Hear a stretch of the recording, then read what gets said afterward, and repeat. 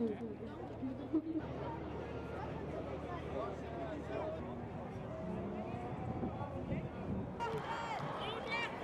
aller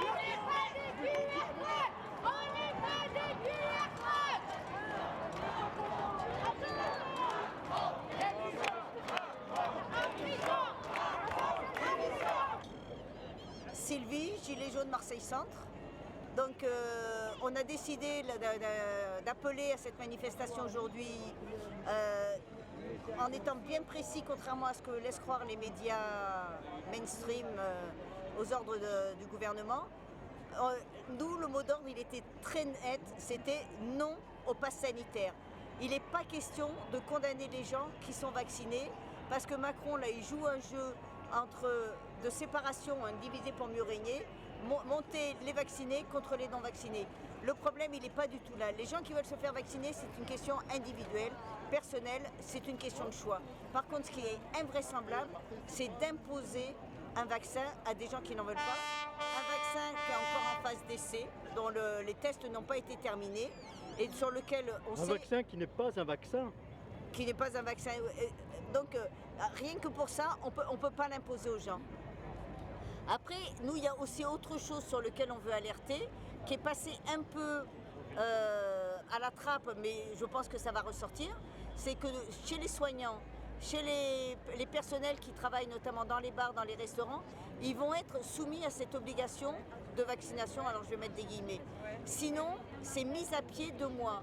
Une mise à pied 2 mois, c'est sans salaire, sans aucun droit, ni au chômage, ni au RSA, ni à rien du tout. Ça veut dire que les gens qui prendront le risque de ne pas se faire vacciner, ils sont 2 mois sans aucune ressource. Et après, éventuellement, licenciement, on sait qu'effectivement, là, il peut y avoir ouverture au chômage. Mais dans le même temps, il fait passer la réforme sur le chômage au 1er octobre, dont on sait qu'elle diminue de façon considérable les ressources des gens qui vont être au chômage. Puisque je crois que quelqu'un qui était au SMIC, il va se retrouver, je crois, avec 800 € ou quelque chose comme ça. Je ne voudrais pas dire de bêtises, je ne me rappelle plus exactement des chiffres. Donc, il joue sur les 2 tableaux. Il baisse le chômage et il menace les gens de les mettre au chômage. Après, on peut dire, oui, mais bon, si les gens démissionnent, on n'aura plus de personnel. Ils s'en moquent. On va faire venir des personnels détachés du reste de l'Union européenne, des pays de l'Est, etc., qui seront sous-payés. En fait, on casse aussi l'hôpital public par la même occasion. Et puis la dernière chose, il l'a d'ailleurs annoncé, c'est la mise en place de la réforme des retraites. Donc il y a tout ça qui s'engraine. Donc est-ce que les annonces qu'il a faites lundi, qui ont été aussi brutales, parce qu'on savait qu'il allait y avoir des annonces, mais on ne pensait pas qu'elles prendraient, enfin en tout cas moi je ne pensais pas, mais aussi violent, voilà, je crois pas. qu'on était très nombreux à penser que ça ne prendrait pas cette ampleur. Est-ce qu'il n'y a pas de sa part aussi un esprit de provocation, nous pousser à aller dans la rue, qu'il y ait de la casse, qu'il puisse exercer la répression comme il l'a fait contre les Gilets jaunes, et qu'après il fasse peur? On est dans le contexte des présidentielles. Le présidentiel, c'est le 10 avril. En plus, c'est quand même assez tôt pour se présenter comme le sauveur de l'ordre, comme avait fait De Gaulle en 68. Donc, moi, je dis, il faut faire très, très attention. Il faut qu'on descende massivement. Il ne faut pas qu'on accepte cette restriction de nos libertés, parce que là, on est foutu. Mais il faut qu'on fasse aussi attention à la forme que va prendre cette contestation, de ne pas aller dans la provocation qui nous tend. Là, ça s'est très bien passé. Nous étions combien, d'après toi? Alors, je pense qu'on n'était pas loin de 10 000. Ce qu'il faut bien mesurer, c'est que l'annonce, elle est lundi, c'est-à-dire il y a moins d'une semaine. En moins d'une semaine, on mobilise un 17 juillet, en pleine vacances. Je crois que c'est du jamais vu, autant de monde pendant les mois de juillet. Donc, il faut bien mesurer l'ampleur de la protestation et de ce refus. Et dans la manifestation, il n'y a vraiment eu aucun slogan contre les vaccins. Les gens, ils se sont bien polarisés sur la défense de la liberté et le refus du pass sanitaire. Et je crois que ça, c'est important parce qu'on a bien pris conscience du danger qui nous guettait. Beaucoup de monde sont partis à Paris également.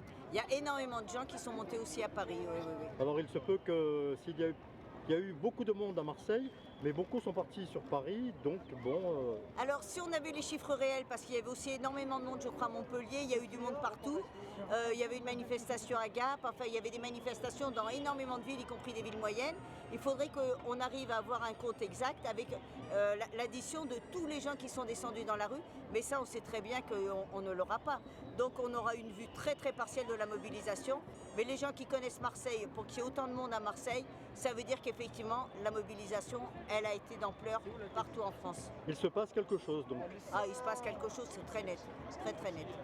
Merci Et on va Sylvie. continuer, Oh, pardon, et on va continuer. Et on va continuer. Je pense, madame, que le 80 ans, et je ne veux pas terminer en disant à la dame, je ne sais pas si c'est enregistré, que étant né, j'avais 3 ans à la Libération, je pense qu'il est urgent de refaire l'esprit du Conseil national de la résistance. Absolument. Voilà. Absolument. Et il n'y a que ça qui est aujourd'hui pour moi, à 80 ans, comme je transmettrai à ma petite fille, je suis enfant de résistant du Vercors, de la région, et ancien résistant, non pas de la guerre d'Algérie, on a voulu dire, les maintiens de l'ordre, eh bien 30 000 jeunes sont morts, et moi j'arrive non pas pour faire la guerre, mais la paix avec l'Algérie.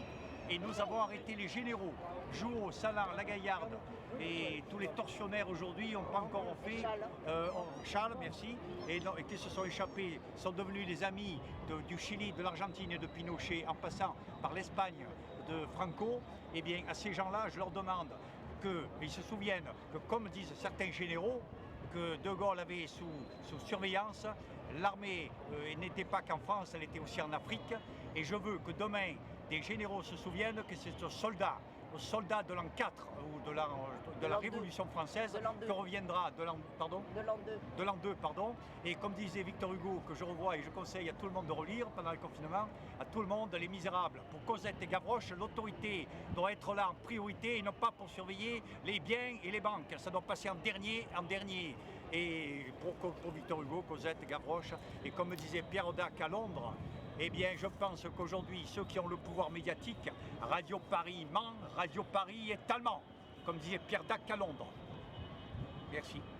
Merci monsieur.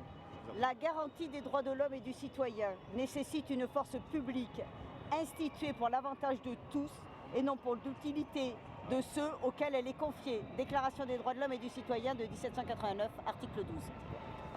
Les forces de l'ordre sont là pour nous protéger, pas pour servir Macron. Et je dirais qu'on a besoin de Robespierre. C'est injuste, peut-être qu'Ambacérès en fait recorderont le jeu. En tout cas, je c'est ne veux injuste, pendre c'est sûr. personne, puisque la peine de mort ne peut pas s'appliquer à des gens qui n'ont pas eu la chance d'avoir les hussards noirs de la République, qui leur ont appris que dans la classe où on était, il y avait les petits juifs, les petits gitans et les petits paysans et tout ce qu'on était. Eh bien, l'instituteur disait « ce sont mes enfants ». Monsieur le milicien de Pétain et monsieur le SS, ce sont mes enfants. Vive les hussards noirs de la République! Absolument. Merci monsieur.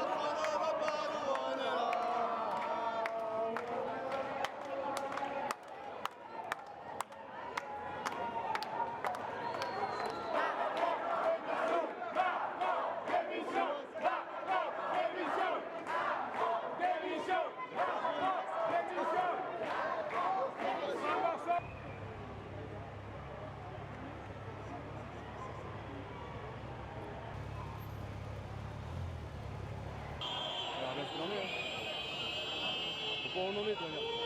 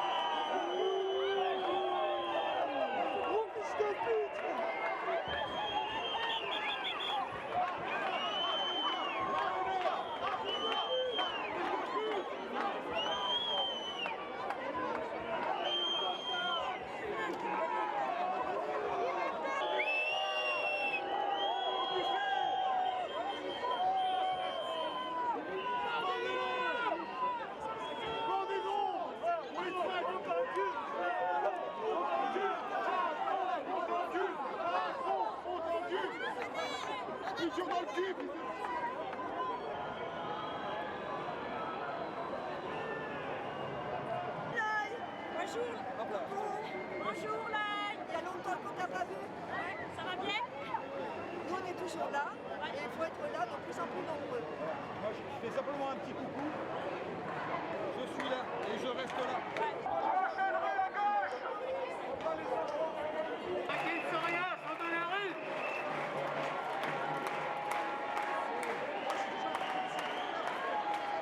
sont les chiffres de France ce soir. À ce soir.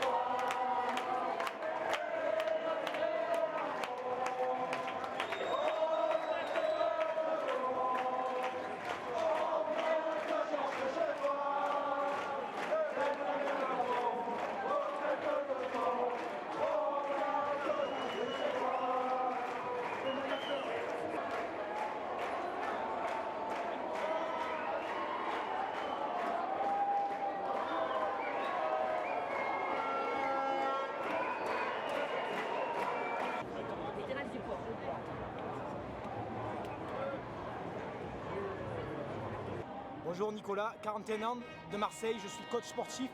Donc aujourd'hui, c'est la première fois que je manifeste de ma vie. Et parce que là, on est à un moment crucial.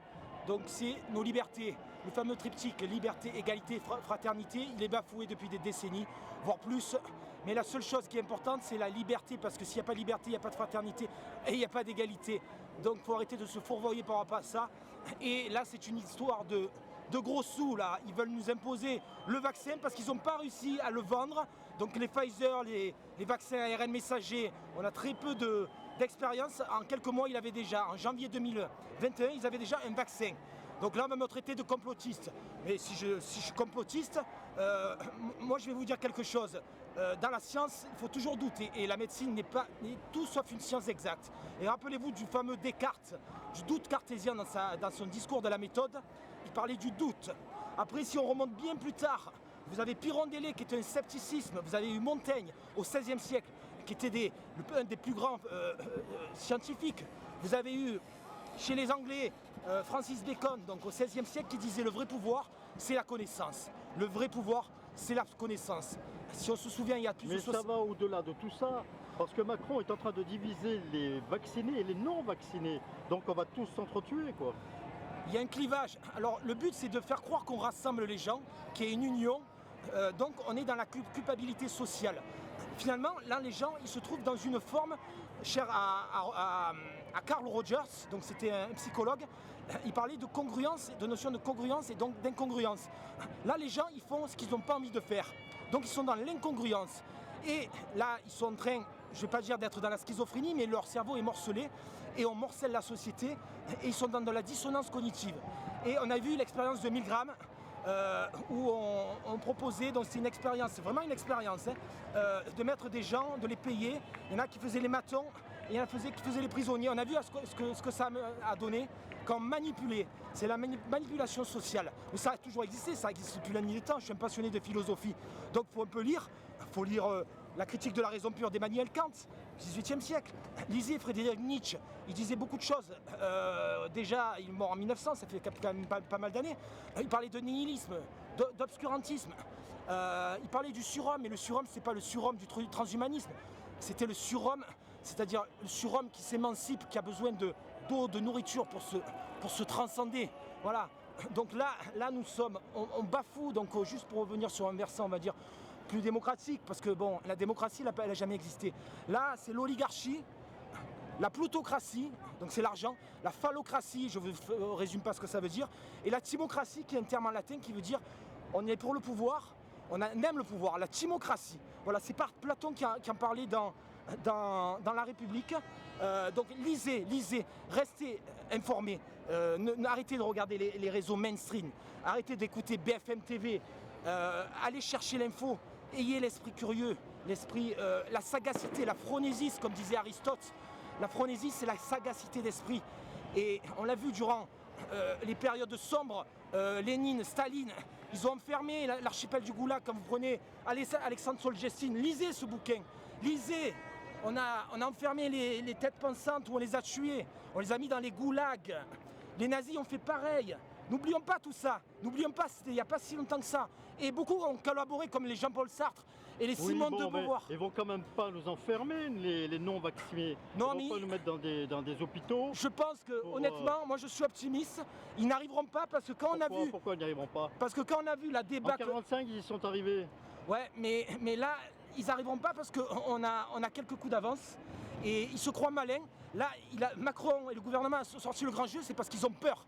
Ils ont peur de la rentrée. Ils ont peur. Ah bon? Ils ont peur parce que quand ça ne me donne pas l'impression, hein. Je sais pas, j'ai pas cette impression. Hein. Quand vous menacez un professeur Raoult de l'IHU de Marseille, vous le menacez de mort, et que dernièrement sur un tweet, il disait qu'il fallait se faire vacciner alors qu'il est en complète dichotomie avec ce qu'il disait juste auparavant, c'est à se poser des questions. J'ai mon père qui a travaillé pour les laboratoires pharmaceutiques. Il a été licencié. Donc alors l'année, le laboratoire, ils ont fait des bénéfices. Donc je sais comment fonctionne. C'est la corruption, c'est Xavier Bertrand qui a enlevé. Après il y a la loi Xavier Bertrand qui a enlevé tous ces cadeaux. Oh, Xavier Bertrand va être président. Non, on est tranquille. Non, il n'y a personne, il n'y a pas d'opposition. Sans faire de politique, mais je pense qu'il y a quand même certaines personnes, il y a le Les Fabrice. gilets jaunes sont les seuls opposants à Macron. Hein. Il y a les seuls opposants, moi je dirais, il y a même Florian Philippot, il y a Fabrice Oui, Divisio Philippot, oui, c'est vrai. Oui, qui oui. se bat avec les Patriotes Oui, oui, oui, et qui a quitté le parti de Marine Le Pen parce qu'elle elle est pas pour le Frexit. Et Florent Philippot parce que c'était la tête pensante, il a compris qu'il pouvait rien faire avec ce genre de parti qui est périmé, quoi. Franchement, honnêtement, ils sont périmés. D'ailleurs, on n'entend pas parler parce qu'elle prépare ses élections. Et comme on a pu le voir au second tour, elle s'est pris une débâcle au second tour. Donc je pense qu'elle a peur de l'ouvrir. Sa nièce est quand même meilleure. Voilà, mais bon. Elle a dû recevoir un chèque à mon avis. Hein. Peut-être, mais si je vous dis ça, on va me prendre pour un complotiste. Hein. Donc, mais bon, je m'en fous, on me dit ce que je veux. Maintenant, je n'ai plus rien à faire. Pas foutre, parce que je vais rester poli, mais j'en ai plus rien à faire. Bon, pour la manifestation d'aujourd'hui, est-ce que nous avons eu du monde, d'après vous? On a eu du monde. Le monde est quand même très subjectif, on va dire, parce que c'est pas le monde qui fait la parole, c'est la qualité du monde qui fait la Beaucoup parole. de gens sont partis à Paris aujourd'hui. Hein. Il y a des gens qui sont partis à Paris, j'ai des amis. Là, je suis avec des infirmières de l'IHU de Marseille. Je suis avec des gens qui sont venus de la Seine-sur-Mer, donc c'est dans le Var. Je suis avec aussi un syndicat sud Marseille. Et après des gens que j'ai rencontrés, que je n'avais pas vus depuis 20 ans. Donc c'est aussi un rassemblement citoyen. Il y a toute couleur politique, toute couleur de peau, tout âge. Un message pour conclure, un message positif surtout pour conclure. Un message positif, croyez en vous, vraiment, écoutez-vous, écoutez votre corps, et c'est lui qui vous donne toutes les réponses, et c'est pas toute cette science obscure qui n'est pas une science exacte. Écoutez-vous et faites un feedback sur vous, constamment. Je vous remercie de m'avoir... Merci, Au revoir. à bientôt.